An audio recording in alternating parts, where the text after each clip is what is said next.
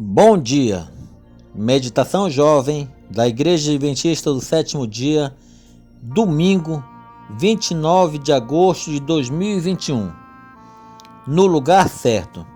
E o nosso verso de hoje está no livro de Marcos, capítulo 6, versículo 51. Então subiu no barco para junto deles, e o vento se acalmou, e eles ficaram atônitos. Já era tarde, a multidão estava faminta, e Cristo, compreensivo, multiplicou os pães e os peixes. Esse milagre mexeu com a maioria das pessoas, não apenas pelo alimento, mas porque confirmou-lhes que Jesus realmente era um enviado de Deus.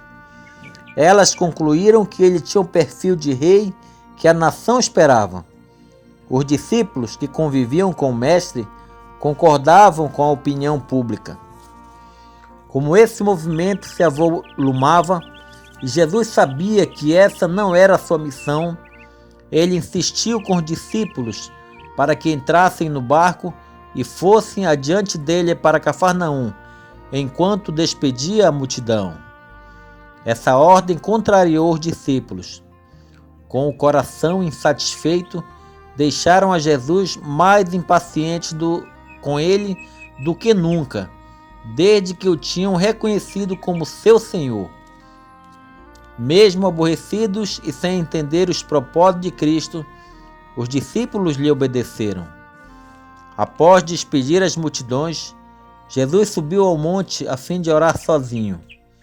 E aqui há uma lição muito importante. Quando quiserem, por qualquer motivo, coroar você como um rei, faça como Jesus. Suba ao monte e ore. E quanto aos discípulos, fizeram a vontade de Cristo, tiveram que enfrentar por horas uma tempestade que os assolava. Cansados e com medo, viram um vulto andando sobre as águas e gritaram apavorados: "É um fantasma!" Nisso, o mestre se aproximou e acalmou a tempestade, à medida que entrava no barco. Se os discípulos não tivessem obedecido a Cristo, teriam perdido esse milagre. E onde estariam?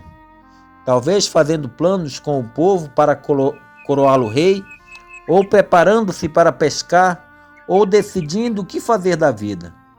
Em si, essas atividades não são ruins. O fato é que eles não estariam fazendo o que Jesus lhes havia pedido.